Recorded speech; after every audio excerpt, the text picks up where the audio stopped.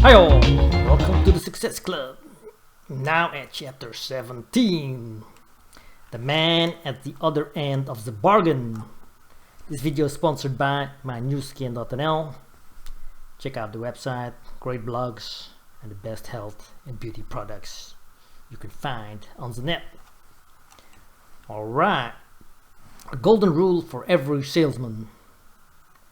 Put yourself in your customer's place. When you are in doubt as to how your acts will affect another, you must ask yourself this question. Would I like to have someone else do this to me? Nathan Strauss, when asked what had contributed most to the success of his remarkable career, replied, "I always looked out for the man at the other end of the bargain." He said that if he got a bad bargain himself, he could stand it, even if his losses were heavy, but he could never afford to have the man who dealt with him to get a bad bargain. There is no one thing that has so much to do with a businessman's success as the absolute confidence of the public. Confidence has everything to do with patronage. We like to patronize the firm which has a good reputation, and many prefer to pay more for articles in a reliable store that guarantees their quality than to buy similar articles at a much lower price in an unreliable store. People are afraid to go into unreliable places. They have a feeling that they will be swindled in some way, that the lower price only covers up poor quality. You may bring customers to your store once by shrewd schemes and advertising, but you cannot hold them by this means alone. Unless you satisfy them, give them good value for their money, you cannot induce them to come again. But the satisfied customer is a perpetual advertisement. He not only comes again, but he sends his friends, and they furnish a perpetual lip-to-lip advertisement which gives stability and permanence to a business. The man who thinks he is going to make a fortune without considering the man at the other end of the bargain is very short-sighted. In the long run, the customer's best good is the seller's best good also. And other things equal, the man succeeds best who satisfies his customers best, who gains their confidence so that they will not only come back but always bring others with them. In the same way, the ideal salesman must impress his customers with his honesty, sincerity, and frankness. He must be shrewd and sagacious without being deceptive. Trickiness, dishonest methods may procure a man's orders at the start, but before long he will find that in selling goods, as in everything else, honesty is the best policy. A little while ago I heard a salesman say to a friend, "I don't care whether a man sells my goods or not. I sell him every dollar's worth I can, just the same. If he is overstocking the store, that is his business. I push my sales just as far as I can." Now, when this young salesman's customers find out, as sooner or later, they will distrust him.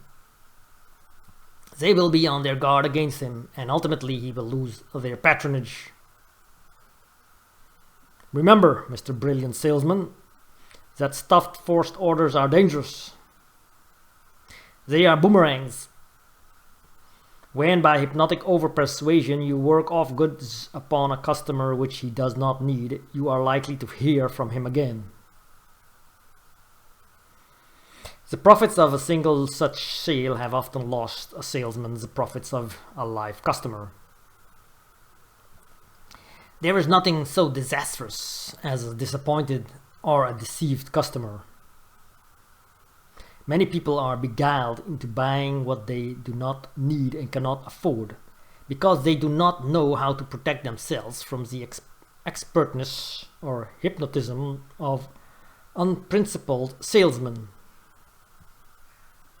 Especially is this true of colored people in the South, whose simple, untrained minds are the easy victims of the smooth, oily promoter or salesman.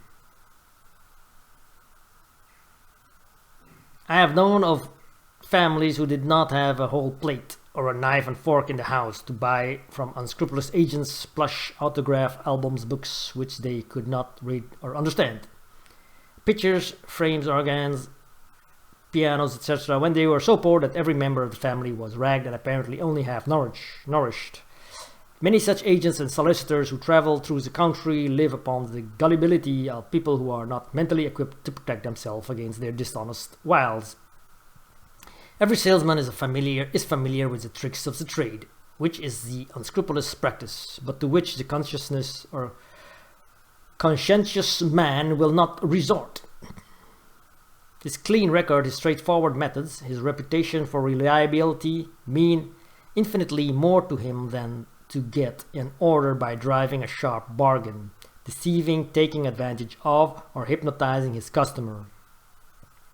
His honesty, his character is dearer to him than any gain, temporary or permanent, however great.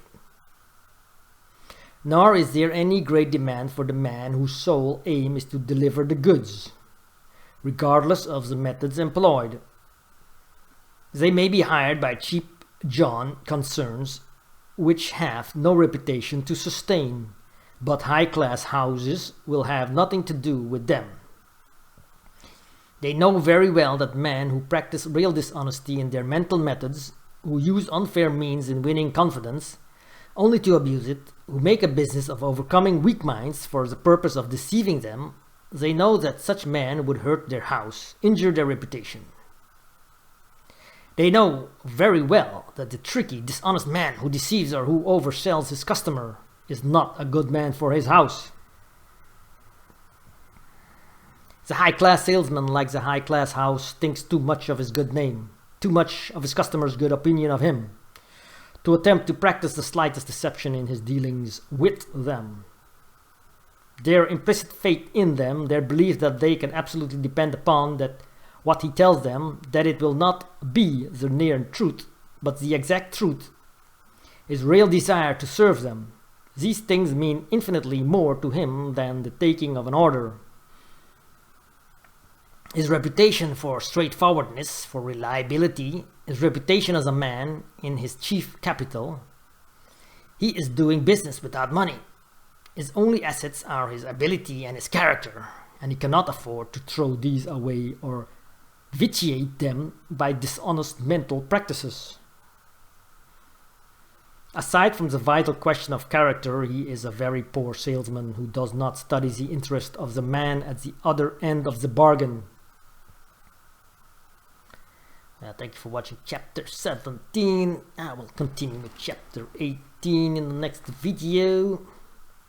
Check out the New Skin website, sponsor of this video, mynewskin.nl. Very high quality products, awesome affiliate marketing program. Join my team and let's get rich together.